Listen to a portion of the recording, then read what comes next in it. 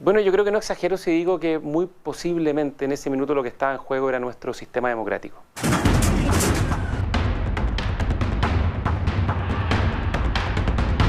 Claro, hasta ahora continúan los incidentes en esta zona. La presencia del ministro de Defensa, sin duda, es un antecedente clave hasta ahora aquí en el Palacio de la Moneda. Y sí, fueron horas que yo diría que estuvimos contrarreloj. Hubo mucha gente que pensaba que lo que debíamos hacer ese día 12 de noviembre era volver a llamar a los militares.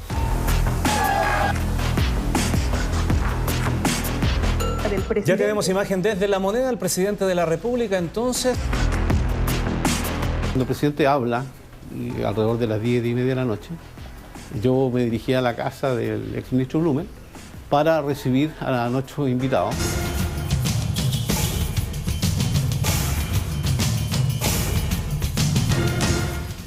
Un acuerdo por la paz, por la justicia y por una nueva constitución para Chile.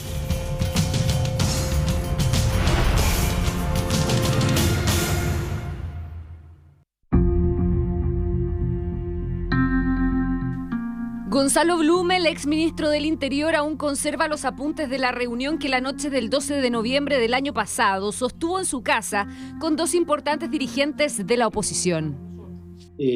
Bueno, el martes de la noche, todos sabemos, bueno, una reunión en la casa del ministro del Interior, que algunos conocen.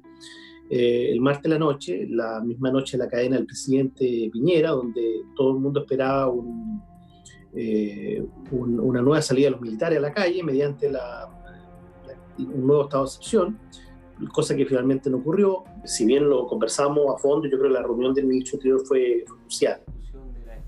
Eran momentos de máxima tensión. El 12 de noviembre se había vivido una de las jornadas más violentas en medio de la revuelta social. Había mucha presión, había mucho temor de que la violencia siguiera aumentando en los siguientes días. Y por lo tanto fueron momentos difíciles, fueron momentos complejos, donde efectivamente el presidente tuvo dos opciones finalmente sobre la mesa. Por una parte, que volviésemos a tener un estado de excepción constitucional, con todo lo que eso significa, y por otra parte, finalmente, como lo hizo, en forma correcta, llamar a un acuerdo por la paz y por la Constitución. Lo que había comenzado con algunos guiños desde La Moneda el fin de semana del 9 y 10 de noviembre se aceleraba con los punteros del reloj.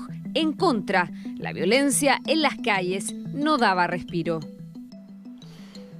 Bueno, yo creo que no exagero si digo que muy posiblemente en ese minuto lo que estaba en juego era nuestro sistema democrático.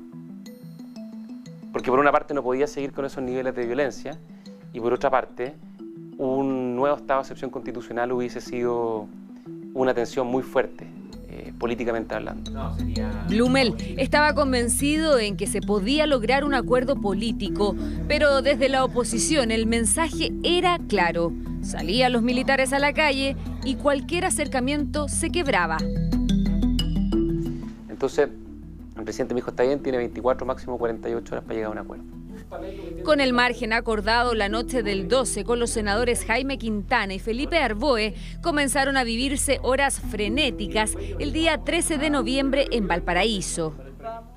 Hubo momentos muy difíciles, hubo momentos de tensión, hubo momentos en que la mesa se fracturó, hubo momentos en que el intento de protagonismo de algunos también puso en riesgo este acuerdo. Era una sensación de incertidumbre, más bien dicho, porque claramente estábamos actuando bajo presión. Costaba poner de acuerdo a los distintos sectores, llegar a un punto adecuado para todos, no fue fácil. Hubo una serie de propuestas que nosotros las interpretamos como una afán más bien para que se cayera el acuerdo. Y a veces se encontraban puntos de encuentro, lo que hacía avanzar el acuerdo y luego se producían diferencias, lo que trancaba el acuerdo. Y así, sin acuerdo aún, las negociaciones se trasladaron a Santiago el día 14. Piñera comenzó con los llamados temprano a sus parlamentarios. La urgencia estaba puesta en que además ese día se cumplía un año de la muerte de Camilo Catrillanca.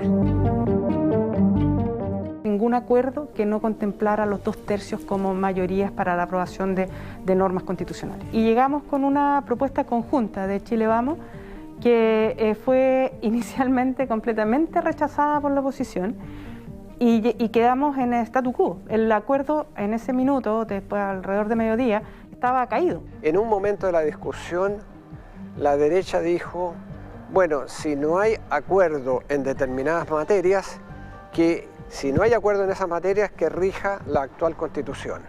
Y ahí nos levantamos todos y dijimos, no hay acuerdo.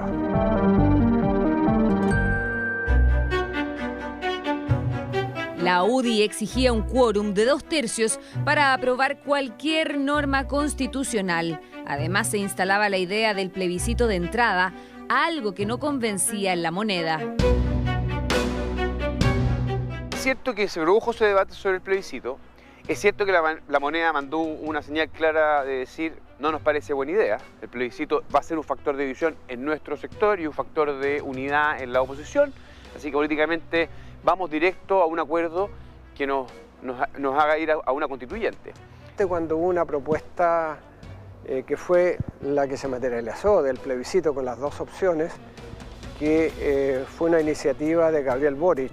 Él planteó la posibilidad que la gente pudiera optar y ahí me recuerdo que llamamos por teléfono a Blumel para preguntarle si esto tendría el piso político de parte de La Moneda y nos expresó después de algunos minutos que efectivamente sí.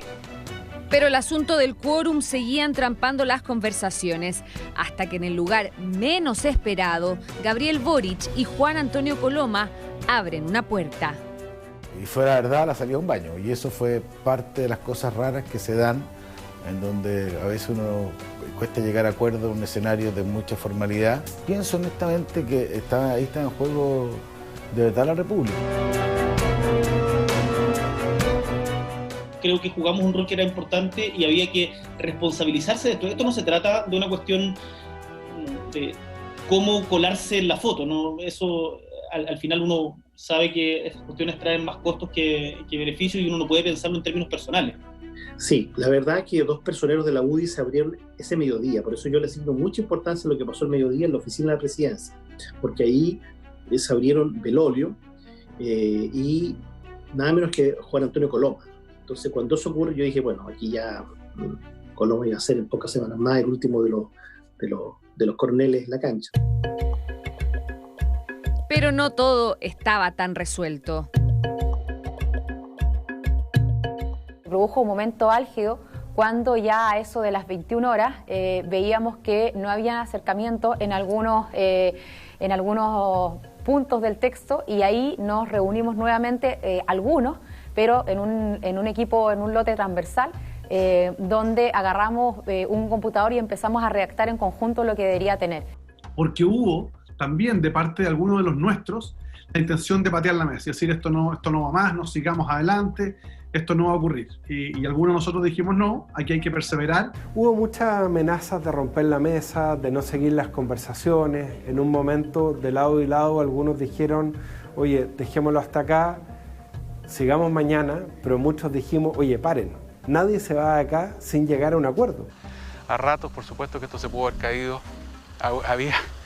Había más de alguno que decía, oye, son las 8 de la noche, sigamos mañana. No, aquí seguimos hasta que lleguemos a acuerdo, no nos movemos de acá hasta que lleguemos a acuerdo. Porque uno recibía los mensajes del chileno normal, de a pie, que decía, diputados, solucionen esto. Mucho uniformado, es un tema que uno puede clasificar quizás hoy día, que decía, yo no quiero que mi hijo viva lo que me tocó vivir a mí.